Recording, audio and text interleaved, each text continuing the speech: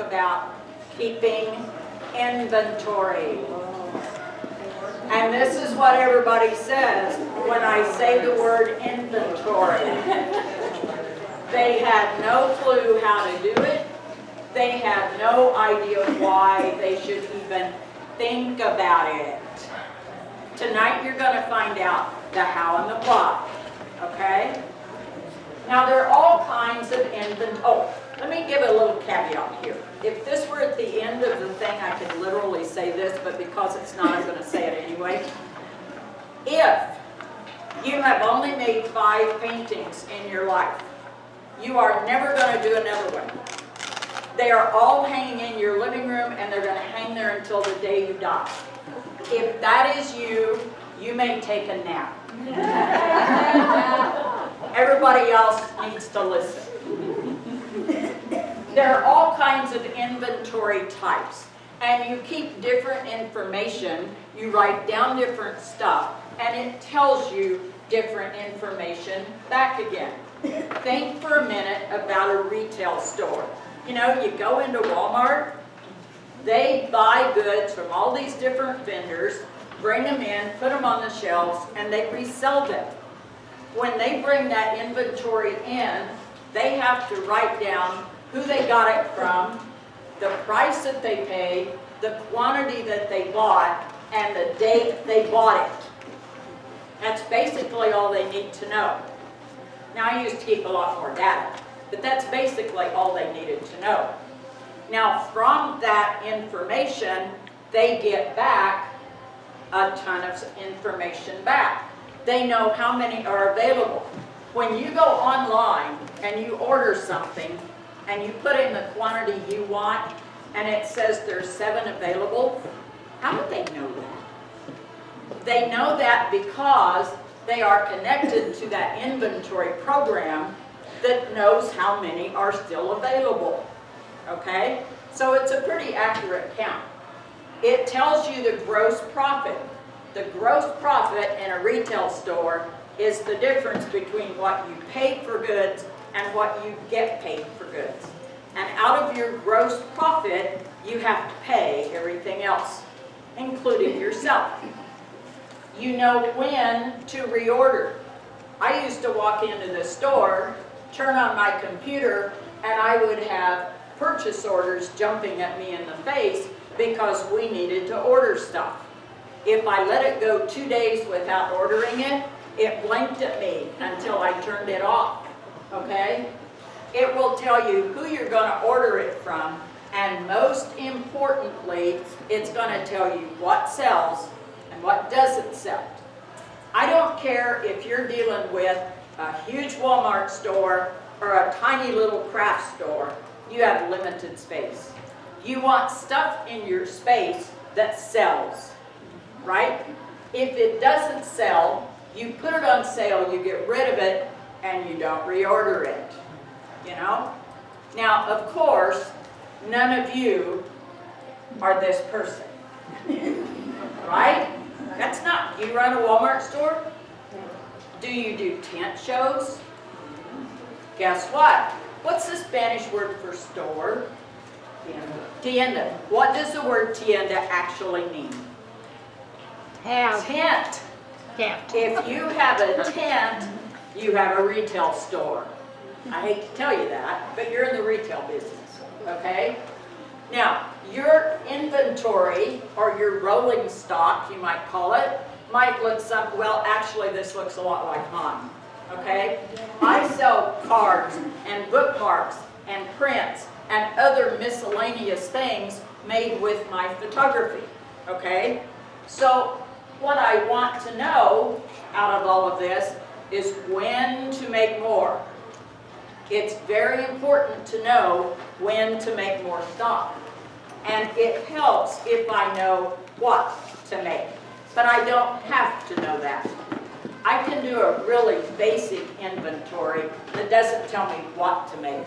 It just tells me when to make more. I had a friend who was a watercolorist, and the way she did a lot of tent shows. The way she did her sales was she only sold her new stuff.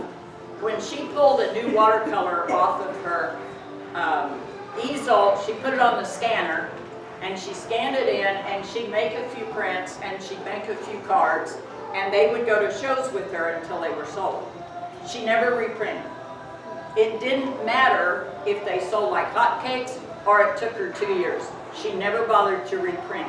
What she cared about was having enough stock to fill her print rack and fill her card rack. So we took her card rack and we put enough cards into it to make it look decent. And we put them in a box and we drew a line. And then we filled her card rack to almost overflowing, and we put them in a box, and we drew a line. Now, as long as her card inventory was somewhere between those two lines, she was good to go. If it got too close to the bottom one, she'd make more. It worked. That's all she did, okay? We did the same thing with her prints. That's a real basic type of inventory. You simply look at your quantity. But what if you want to know more? What if you want to know what to make? Well, now you got to work at it a little bit harder, okay? Now I sell animal cards and scenic cards and flower cards and cactus cards and other stuff, okay? So when I go to make cards, I want to know whether I'm selling more cactus cards or if I'm selling more scenic cards, okay? So now I have to sort my stuff, okay? You got your cards in a big pile. Sit in your living room floor and start throwing them into piles. You know, it's 52 pickup. And then you pick up those bundles, okay? And you count them. Yeah, you have to count. You know, 1, 2, 3, 4, 5. You count them. And then you can bundle them with a rubber band, okay? And it's something as simple as tear you off a little piece of paper and write down what's in this bundle and the count. And when you come home from the next show, you recount your bundles. And you're going to have a running total on there. You know, you cross out one number, put a new number, you cross out that number, you put a new number. You're going to have running tallies of how it's selling. And when your bundles get too small, you know you got to make more, okay? You haven't spent a dime on keeping inventory. You have spent a little bit of time, okay? But what if you want to know more than that? If you saw my inventory list, you would croak.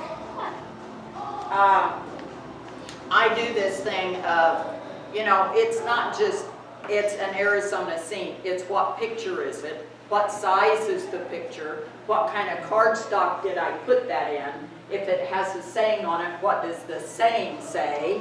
You know, I mean, it's all delineated. And I want to know what sells. When you do this kind of thing, you're going to have to go to something a little bit more high class. Now you're going to need a spreadsheet. And I love Excel. I do everything in Excel. I would make cookies in Excel if I could, okay?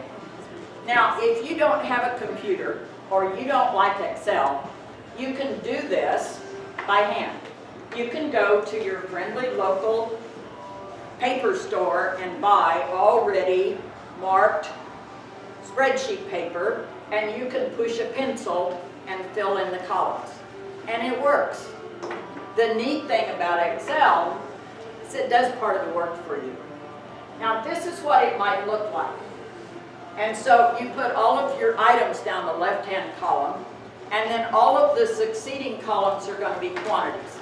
So you start with your today's count, and you enter that in. See if I can get my pointer. Not going to work. Okay. You put in your beginning quantity. And then let's say you go off to MacFest, okay? Downtown, Mesa, whatever it's called, MacFest. All right? Now, there are some people who like to sit at an art show and write down what they sell. I never get it right, so I don't bother. I go home, and on Monday morning, I recount my stock. okay? And I'm going to put it over here in this third column. Wow, I wish I'd get my pointer to work. Anyway, so now what you can do in Excel is you can say, take this column, subtract that column, and put the answer there. And it will do the math. If you're doing this with a pencil, you have to do the math. I have never figured out how to teach a pencil to do math. Sorry. Computers know how to do that. And then let's say you make some. So now you've got a column for what you made. And now you're going to say, Excel, I want you to add this column to the previous column and put the answer in yet another column. And now you've got a new quantity. And now you go do the Gold Canyon show, and you do the same thing all over again. And you do this every show. Now there's a whole bunch of stuff that you learn by keeping this kind of historical record, okay? You learn what sells, and if you're very detailed in your left-hand column, you learn in great detail. I know whether my Aristotle cards sell better than my religious cards. I know if my plain cards sell better than my saying cards, because that's how I keep inventory. You don't really have to be that detailed, but you do know exactly what sells. Not only that, you know where it sells. If you come back and you're going to do the Gold Canyon show next year, you can come back to your historical data and you know what you sold at Gold Canyon this year. If you keep this for year after year after year, you're going to have a long record of what sells at what show. And shows have a dynamic. You tend to sell a certain type of stuff at an October MacFest and a different type of stuff at a February MacFest, because you have different buyers. You sell different stuff at Gold Canyon than you do down in Tucson or over in Tempe. So when you keep a historical record like this, it gives you historical data. Now not only do you know what to do for your next show, but you know what to do for next year's shows, okay? The whole name of the game is getting ready for the next show. Now let's talk about manufacturing. All of you are manufacturers, right? Let's say you have a company that makes a product called a Watson. And a Watson is made up of 16 doodads, 3 thingamajigs, and 9 whatchamacallits, and it takes 5 minutes to make. Okay? And you get a phone call on Monday morning from Joe Blow, and he wants 5,000 Watsons. Okay? You can go to your inventory program, and you know how many completed Watsons you have, and you know how many components you have, so you know how many you can make. And because you know how long it takes to make them, you know how long it will be before he can get his stuff. And so you can say, well, Mr. Blow, I can ship you out 2,000 right now, and the balance of 3,000 will go out on Friday. Does that work?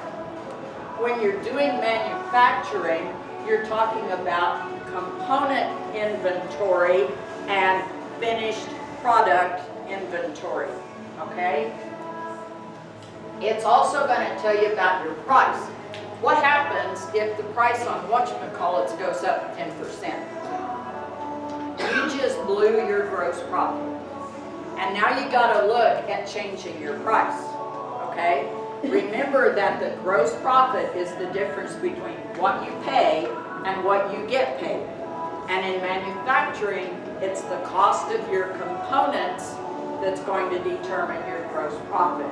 Now, of course, none of you do this, right?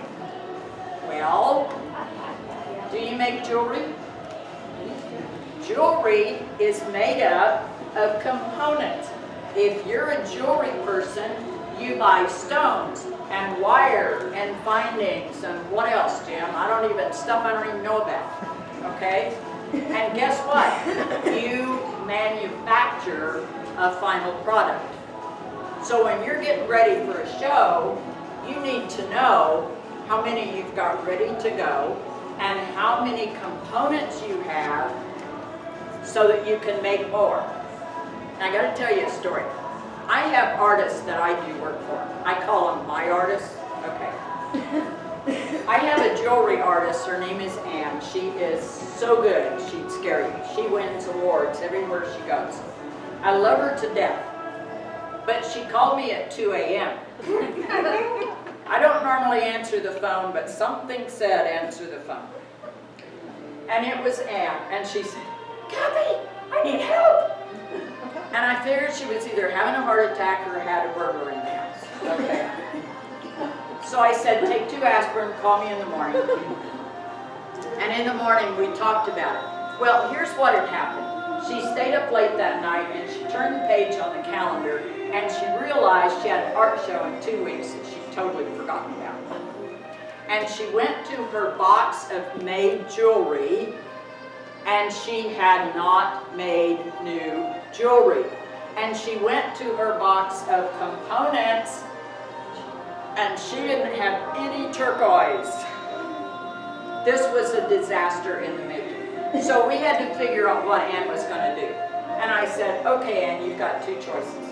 You can either change your marketing plan, you can order in all the stuff you need, take it with you to the show, and now then your marketing is going to be, I'm making this to suit. So you pick your stuff, you pick your findings, you pick this, and I'll make it for you and have it done by tomorrow. Okay? Or you go to the show with what you've got, and when it's gone, it's gone. And then you sit and twiddle your thumbs the rest of the time. Well, I kind of don't remember what she did, but I think she did the first one. Okay? What you know from this is you've got to get ready for the next show or the next sales opportunity. And I don't care if that is next week or 4 months from now. You get ready the day after your current show. That's the hard thing for artists to learn to do. Because you go to the show and you get home and you unload and you're so exhausted and you want to take a week off. No.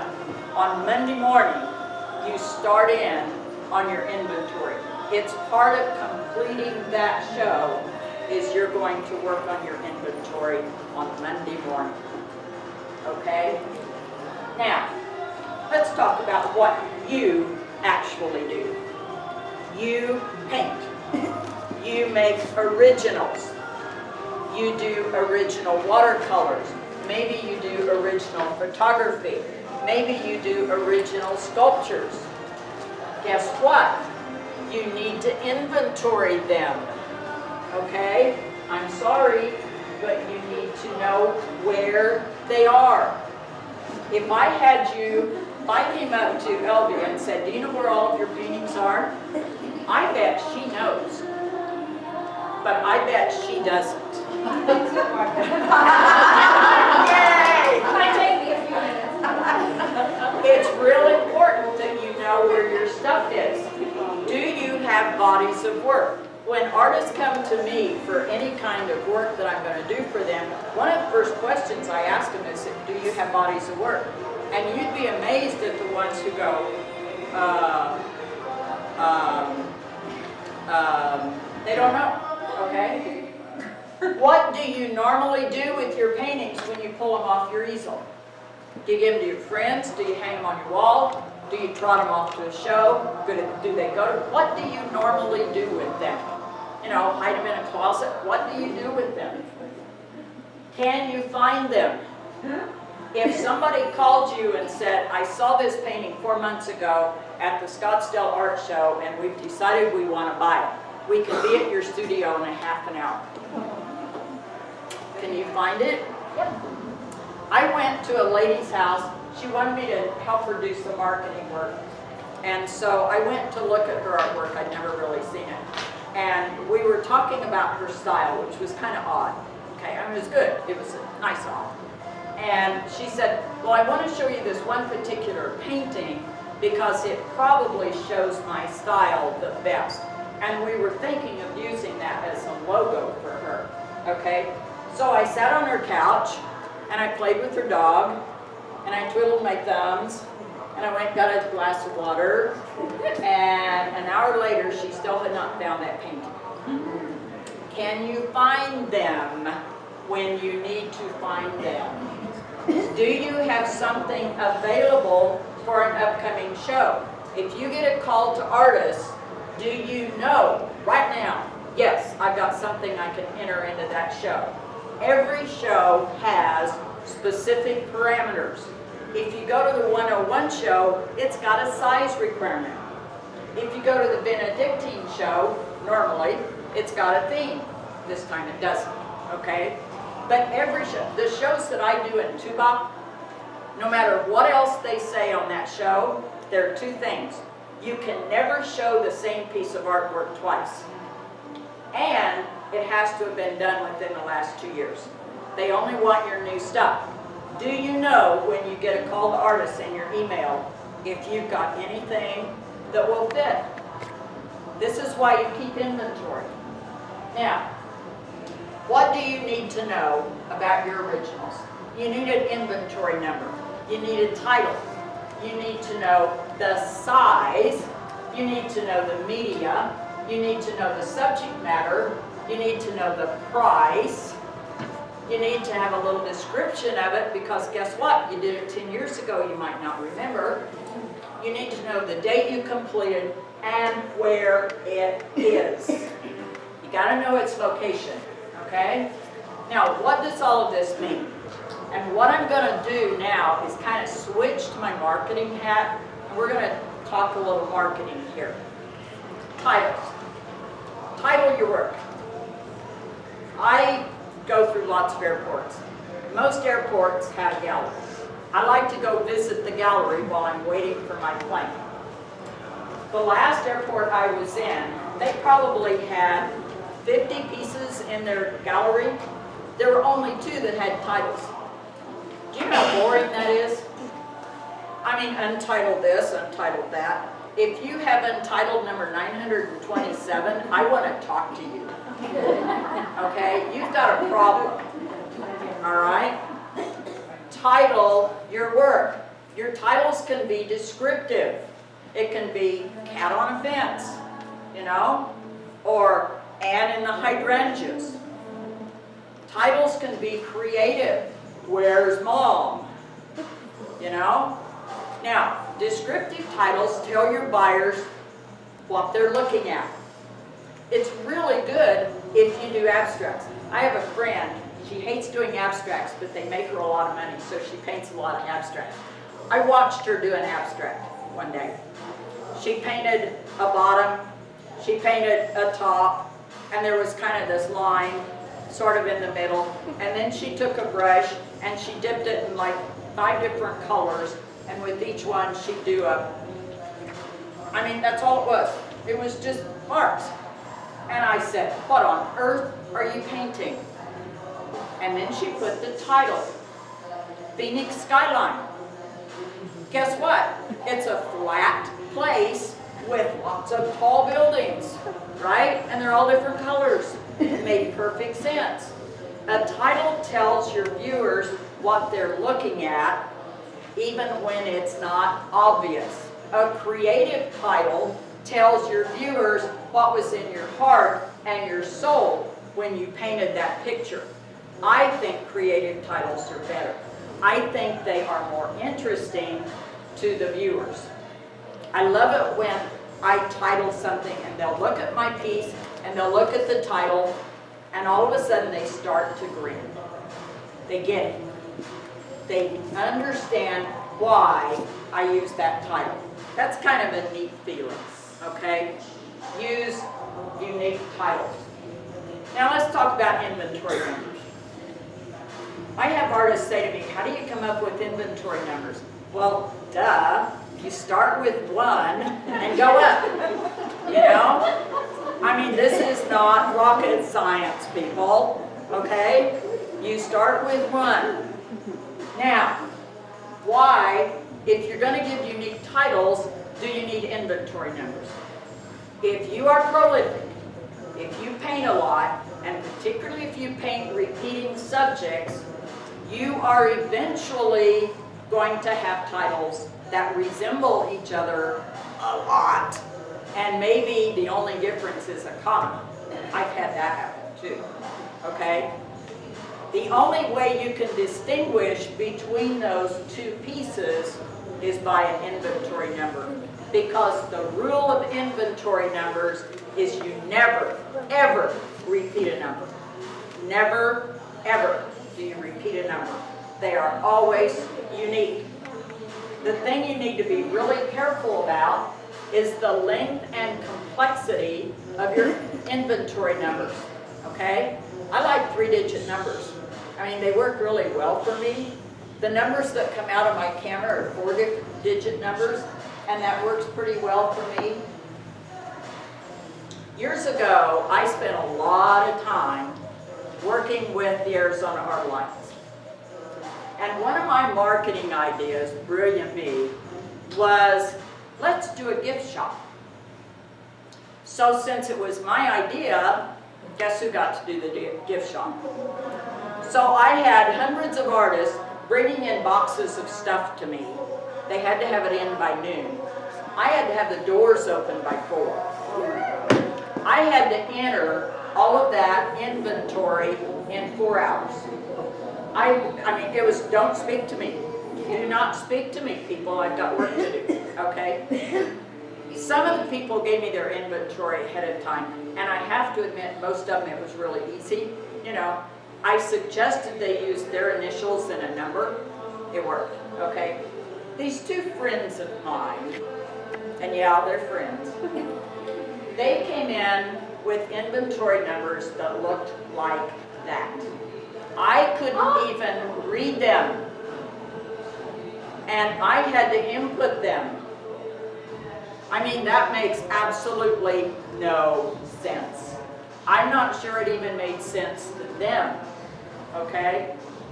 So they and I had a little chat about inventory numbers before the next show rolled around, okay? I wasn't going to do that again. It took me an hour just to do their stuff. Now, look at this, and I hope you in the back can see this. It has the same number of digits, but it's readable. You know at a glance what that is, and I can type it as fast as I can look at it. Okay? That inventory number, the Peru 0215MTN2493, there's a professional photographer who was writing a series of articles for Outdoor Photographer magazine on how to organize your images on a computer. And he started talking about giving them inventory numbers, and this was how he did it. Not only can we read it, we know what it is. It's a mountain in Peru that he photographed in February of whatever that year is, 2015, okay? That's an excellent, excellent inventory number. Be careful about the length and the complexity of your inventory numbers. Subject matter. This is how you're going to start grouping your artwork, okay? If you find that every third painting you do is of a dog, you're probably building a body of work. For those of you who don't market their work a lot, a body of work is a group of paintings that has some cohesiveness. It can be a color. Maybe it's your blue period, okay? It can be a subject matter. Maybe they're all dogs, or they're all turtles, or whatever, okay? Whatever it is about all of those paintings, it makes them into a group. And if you've got 15 or more of these, you are allowed to call it a body of work. If you're in galleries, they want to see your bodies of work, because that's what they can market and sell. Medium. Is it oil? Is it watercolor? Is it something else? Is it some medium you make up? Okay? Is it a special kind of oil? Some of you were here when Pat Book did her demo on painting porcelain, and she talked about the special oils that she used. Well, if you use a very special oil, write it down. We don't have very many photographers in this room, but for those of you who don't know, photographers have to keep a bunch of information on every image that they use. We've got to write down whether it's digital or film, okay? And if it's film, what kind of film did you use? What camera did you shoot it with? And if you're doing this for a stock agency and it's for publication, you got to know what lens you use, any filters you use, what was the f-stop, what was the shutter speed, what tripod did you have your camera on. There's a bunch of stuff that we have to write down about our images. You guys that paint, you got it lucky, okay? Size. This is so easy, I hesitate to even put it up there, but is it a 16 by 20 or a 20 by 16? What's the difference? Which is a horizontal and which is a vertical? First is horizontal, second is A 20 by 16 is a vertical. You always put the height first, okay? So that's how you distinguish if it's a horizontal or a vertical, all right? Is it going to be the canvas size or the frame size? Well, here's what I tell my artists. When you pull that canvas off your easel, if you're going to put it in a forever frame, you know, we talk about forever homes for dogs. If you're going to use a forever frame, put down the frame size. But if you're one of these artists that has, you know, a hodgepodge of 30 frames and you move stuff in and out, then don't bother with the frame size, because every time you show it, it's going to be different, okay? Price. We could spend a lot of time talking about price. Now, I'm going to say some things that you're not going to want to hear. The price of your artwork has very little to do with how good you are. It has very little to do with how good you are. We don't like to hear that. We like to think as we get better, our price can go up. Price is a marketing tool. Price determines where you want your artwork placed in the market. If you're going to sell at MacFest, it's going to be bargain basement price. If you want to sell to collectors at a high-end gallery in North Scottsdale, the price is going to be up there, okay? So setting a price tag on your artwork has less to do with how good you are and more where do you want to sell this, okay? Now another thing that artists don't like to hear is this. The price is the price is the price.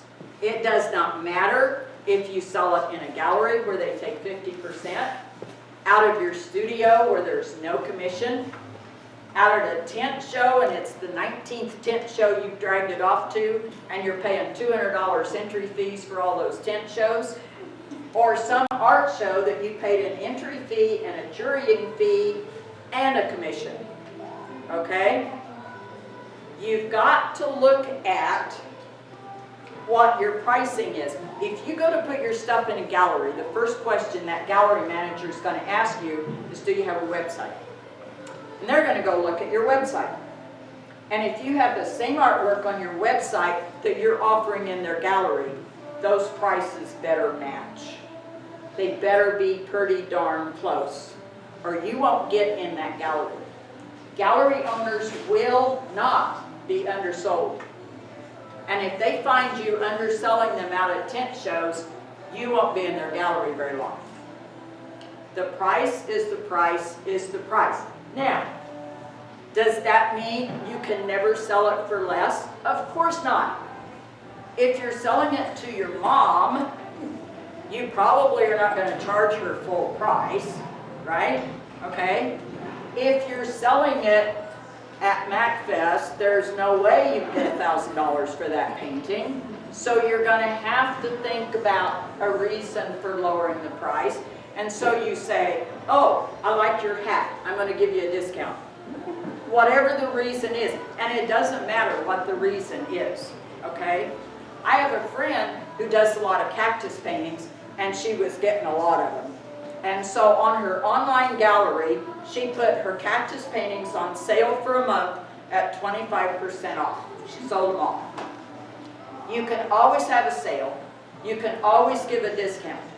But basically speaking, whatever price you assign, that's its price, okay? And you don't undercut galleries. Are you going to price by size? If somebody walks into your booth and they see a 16 by 20 over here that's $200 and one on this side that's $2,000, I'm willing to bet you a nickel you won't sell either one of them. There's too much disparity there, okay? If you're going to price by size, they need to be similar in price. Now obviously if you've got a more expensive frame on one of them, they're going to see that. They're going to understand that. But they're not going to understand why one is 200 and one is 2,000. Now artists say to me this, well, but I painted this in an hour, and that one took me 2 years. Obviously that one is worth more.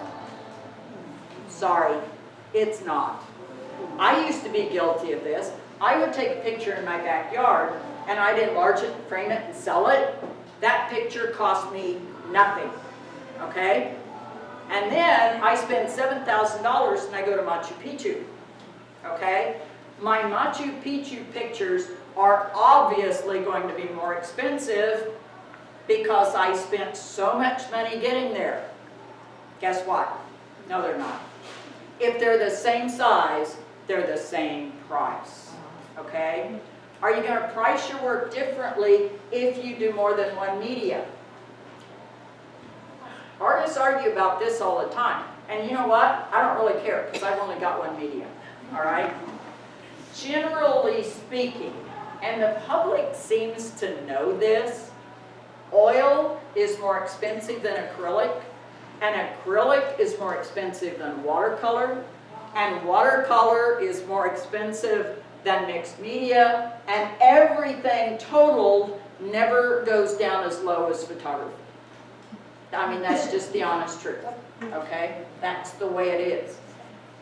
You don't like it, but that's how the public sees it.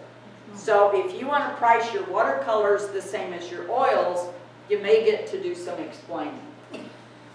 Date completed, month and year. So easy. Description, 1 line, 2 lines at the most. Better yet, when you're pulling that canvas off your easel and you sign it, you get out your cell phone and you take a picture, okay? A whole lot faster. Now we come to a sticky thing. Storage, okay? We all paint a lot. I mean, I go off on a trip and I come back with 7,000 images and I like them all. I don't throw anything away. And guess what? I print half of them. I mean, what do I do with them? It's terrible. You know, and if you paint a lot and you don't sell a lot, you know, it's, well, they hang on your wall, and then they go in the closet, and then they go in the back bedroom, and then they go under the bed, and then they go in the attic, and then they go in the garage, and then you get a storage unit, and then you have to get another storage unit, you know. We've all got storage issues, okay? Do you go to shows? Do you get ready for a show? Is most of your painting habit getting ready for the next show? When I worked with AAA a lot, I would always laugh at these people that would come in on hanging day with wet oils because they were still painting at midnight, getting ready for that show. You know, you had to have 4 or 5 pieces and you had to get them ready, okay? Do you go into galleries? Are you painting for your next show at a gallery or your next body of work at a gallery? Are you painting for exhibits like the Mariposa or the Canyon Winds or something like this? How are we going to keep this inventory? Well, I'm a computer nerd. As I said, I love Excel. I'd bake cookies in Excel if I could. And I was going to do this in Excel. Now, I started this project a long time ago. I was bound and determined I was going to do this in Excel. Everybody's got Excel. Everybody knows how to use Excel, and if not, I can show you in 2 minutes, okay? And I was going to make a spreadsheet. And the spreadsheet worked really well up to a point, and then it started falling apart. When we started moving stuff around, the spreadsheet fell apart. It could not tell me what was at a particular gallery at a glance. It could not tell me what I had at a venue at a glance, okay? Didn't work. So I started looking at various inventory programs. I've kept a lot of inventory. I've worked for a lot of kinds of companies. I have inventory programs on my computer that would scare you because they don't actually belong to me. And I thought, well, I'll just adapt one of these. And then I started downloading inventory programs. I bought Jason Horish's inventory program that he wrote specifically for artists. None of them worked. None of them actually worked. They didn't give us the information that we wanted at a glance. And what I found out was, artists aren't going to do this. You're just not going to do this. You're not going to use an inventory program. And what they said to me was, well, if you'll do it, but why should you pay me to do something that you need to be doing yourself? So we had to come up with something different. And I went way back in the depths of my memory, and that's not very deep. And I came up with a card file. Whoa! Old school card file. You can buy cards that are 3x5, 4x6s, or 5x7, and they don't cost you diddly. Okay? They're almost free. Almost. Okay? You're going to need a box. This box cost me $1.88 at Walmart. Okay? But you don't have to have a pretty box. You can use the cardboard box that you got Aunt Lydia's Christmas present in. It works. As long as you've got a lid, it'll work. Okay? And all you're going to do is complete the cards. Okay? Now on your tables, you've got some cards. I want everybody to take 2 cards. Alright? And I'm going to show you what we came up with as a good way of doing these cards. Sharon, here you go. Thank you. Okay? 2 cards. So here you've got your card. Alright? I want you to copy this down and take it home with you. You can tweak it however you want to, but this is what seems to work best. Okay? You put the inventory number in the upper right-hand corner. Okay? You put the title in the upper left-hand corner. All right? You put the medium immediately underneath the title. Remember, if it's a special medium, you write that underneath. Next to that, you put the size and the frame size if it's in a forever frame. Okay? And next to that, you put the group. Okay? This is where it's your body of work. And next to that, you put the price. All right? Underneath all of that, you write your completion date. And underneath that, you write a 1-line description. If it doesn't fit, it's too long. 1 line, okay? And underneath that, you're going to write its location. Where are you going to store that painting, okay? Now then, I want you to take the second card, and you're going to do a card for one of your paintings. I'm going to do it for y'all know I don't paint, right? So this is an imaginary painting that I'm doing now, okay? So start with card number 2, all right? Inventory number. Well, it's number 272, and it's going to be a picture of a cat. So my inventory number is going to be cat 272. Now you got to come up with inventory numbers for your work, because I bet you don't have it. Title, black cat on fence. Okay? Underneath that, oil. Now y'all know I have paint oils. It's a 20 by 16, which means it's vertical, thank you, okay? And it's going to live forever in a 2-inch frame. It's in the animals group, and if I painted a lot of cats, the subgroup would be cats, okay? And I would probably have a subgroup called turtles too, okay? And the price is $450 because that's how much I charge for 20 by 16, okay? I completed this in February of 2015, all right? And it is a small black cat perched on a wooden fence. And its location is the back bedroom under the bed. Why? Because that's where I keep my animal paintings. That's where they go. Okay? We all have storage issues. You assign where stuff goes. Anytime that is in your house, that's where it's going to be. Now, how are you going to use these cards? This is a really important thing. Oh, on the back, sorry, you write down what you do with that painting.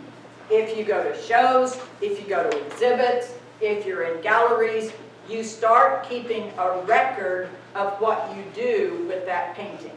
And all of that is on the back of the card. Okay? Now, it's really important that you do this. Because if you're in venues, you know, you rotate your work around at these venues, the last thing you want to do is take the same piece back. I was at Mariposa. Susan doesn't know this. I was at Mariposa one day, and we had just had a change out.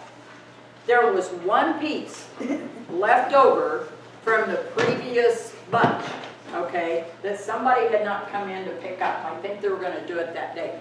On the Friday after we hang on Thursday, we meet with the residents and we talk about our artwork. And this guy, I was there early, a guy walks in, sits down, he looks around, same stuff they had last time, got up and left.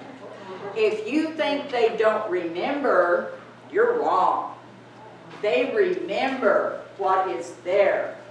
You do not want to be taking your same work back to that venue very close together, okay?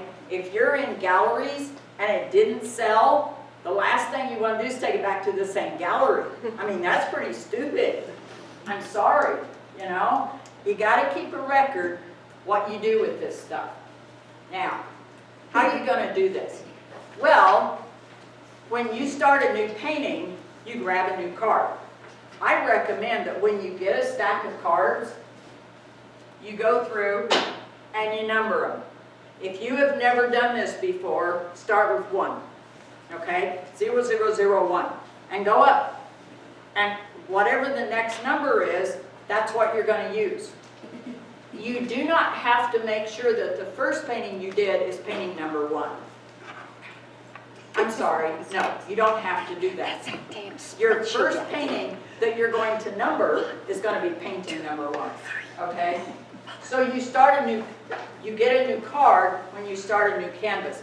Either tuck the card underneath or tape it to the top of your easel, okay? But you write that inventory number on the back of your canvas. Somewhere where it's not going to show, it's not going to bleed through. Don't write it on the stretcher bars. They might pull it off the stretcher bars to ship it, okay? Put it on the canvas itself, okay? When you complete the painting, you complete the card. This is really hard. It takes 5 minutes. I guarantee you it takes 5 minutes, okay? And you put the card, the completed card, in the front of your box, okay? Now, you decide you're going to do something with that painting, okay? So you go by these little tabs. Remember your recipe box? You had one for cookies and one for cakes. Okay. Well, you make one for anywhere you're going to show your artwork. If you're going to show at the venues, you make one for each venue. Okay. If you're in galleries, you make one for each gallery. Whatever you're going to do with your artwork, you make a tab for it. When you take that painting off to that place, you move its card to behind the tab. So at any given moment, you know exactly what you have in what location, okay? It's really important to know where your stuff is, okay? It's real important. And that card stays behind that tab for the duration of that venue or that show, okay? Your available artwork is always in the front. Always in the front. So if you get a call to artists, you can flip through those cards that are in the front of your box and you know what you've got available to assign to that show. Now, one word about shows. When you commit to a show, frequently that show is 4 months away. But if you commit a piece of artwork to that show, guess what? It's committed. It is not available.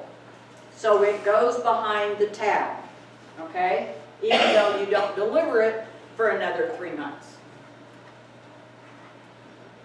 Here are some suggestions from my artists, okay, who do this on a regular basis. Use different colored cards for different groups. You can buy pretty colors, you know. You can buy not so pretty colors, okay? But if you have a bunch of cards and they look like that, and you use different colors for your groups, you know exactly what you've got because you can see the colors. Now I have a friend who paints a lot of cactus cards, or a lot of cactus paintings, and she has a lot of bodies of work. And she couldn't find enough colors, okay, because she was using the big cards. So she took a watercolor pencil and just colored the top. It worked, okay? Use stickers to indicate that you've had it photographed and that you're making prints and chiclets. And maybe on the back of the card, write down who did the photography work and who did the print job. Okay, so that you've got that information. Make a thumbnail, and by thumbnail size, I mean a 1-inch printout of that cell phone picture that you took of that painting instead of writing a description line. And you paste it to the front of the card. Now you know exactly what that painting looks like. Because a photograph is worth 1,000 words, right? Now, what are you going to do if you sell one? Well, if you're like most of us, you throw a party. You know, you pop the cork on the bubbly. You do a jig, you know, whatever it is you do to celebrate a sale. I mean, sales are wonderful. One of the most satisfying things is seeing your artwork walk out of a show under somebody else's arm, you know, and not yours. But we have to think inventory, and what do you do if you sell one, okay? Well, you grab the card, and maybe you put an asterisk up in a corner. Or maybe you write sold across the front of the card. And on the back of the card, maybe you write down who you sold it to or where you sold it or anything. And you take that card and put it in the back of your box. You do not throw it away. It's in the back of your box. So you still have a record of that painting and what happened to it. Okay? Now, there are some things about this that are hard. It's real easy to start today or tomorrow and do this. What's hard is inventorying those 2,000 paintings that you've done previously. I mean, that's hard. I know how hard that is. I've done that, okay? I had a friend, and this is how she resolved that problem, and it was kind of fun. She picked 10 friends that she thought she could do this to. And she invited them to her house, okay? And when you showed up, you were handed a pile of cards, a glass of wine, and you were told where to go. And you inventoried, I got the hall closet, okay? You inventoried what was in her hall closet. When you turned in your cards and you were done, she would feed you lunch. You know? I mean, you laugh, but it was kind of fun. And guess what? She got all of her inventory done in one day. Sometimes it takes a little longer than that. That's what's hard, is doing all your previous stuff. Now, we haven't talked a lot about whys. Knowing where your stuff is and knowing what you do with your stuff is the big why you need to keep inventory. But there are some other aspects too. When you go to get your taxes done, your accountant is going to say to you what was the value of your inventory on January 1 and what was the value of your inventory on December 31. And most artists don't have a clue. If you keep inventory, you can answer those questions, okay? If you insure your artwork on your homeowner's policy, they want to know the value of that inventory. You have a running record of the value of your inventory in a little card box, okay? So you really do, kind of oughta, shoulda, need to do this, okay? Now, I've talked, I'm about ready to cough. Somebody ask a question. I think you covered it all. Now, just the problem is remembering. Remember it and do it. Lucy. Stand up here. Okay. I'm overeating still. I have quilts. Yes. Can I do exactly what you just say? We call it a label. Yes. Okay, that's what I wanted to say, so everything's covered, so everyone's done. And I have one quilt I have where it's been already. That's a good thing. But I know it's in my closet now, so. Yeah. The thing is, if you're keeping that label on the quilt, then you have to go find the quilt to get that information. That's not too If bad. it's on a card file, all you gotta do is go find it on the card file. Yeah, right. So I'm gonna take what you said and do the card Yeah. file. 'Cause It makes it yeah. easier Yeah. to put it in a card I'm file. gonna start doing it with my other paintings and just do what I do on the quilt and I'm Yes. done. Yes, So, yes. Yes, ma'am. Will you repeat what your creative title was? I was so busy taking notes that I missed it, and I'm for real. What a creative title is, Yeah. it tells people what was in your soul or your Yeah. mind. Yeah, I got that, When the you painted definition, but what was the title you said? Oh, a mind piece? Yeah, whatever it was. Cat on a Fence. fence. Thank It was a you. descriptive title. Gotcha. It wasn't a creative title for the painting that I said. If I were going to do a creative title, let's say you paint a portrait of a girl standing in a hydrangea bush, okay? Okay. You could say, a descriptive title would be Anne in the hydrangeas. Very easy. You know what it is. You could, as a creative title, say, Hiding from Mom. That's it, thank you. Okay? And then that's a creative title, and they pique the curiosity of your viewers. I really think creative titles are better. If you're not good at creative titles, get in touch with somebody who's a writer and let them title your artwork. Diane. Are you for hire? As a matter of fact, yes. I have some of you know Sandy Tracy. Sandy Tracy and I decided that we needed to sell each other's work. You know, it's hard to sell your own work because you're so tied to that work. And if somebody doesn't like it, it's like a mortal wound. Oh, but you can sell somebody else's work. Well, anyway, so Sandy and I go off and we do the Gold Canyon show, and she shows up and she doesn't have any titles on her artwork. And I said, oh, Sandy, you don't have any titles. And she said, I know, I can't think of titles. Within 10 minutes, I had every piece she took out there titled, okay? Titling to me is easy. It's really easy. I know for some people, it can be kind of hard. I had a teacher say you title your painting first. That's a good idea. If you title it first, you paint to the title. Now, not everybody can do that because some people are more led by the spirit than they are by the brain. Okay? And so sometimes, Chris Morningforest made the comment to me one day, those of you who remember Chris Morningforest, she was a sweetie. She said, I start out to paint something and it ends up looking like a horse. I think I heard her say that. No matter where she started, it ended up looking like a horse. Okay, so sometimes that wouldn't work. But it's a good idea.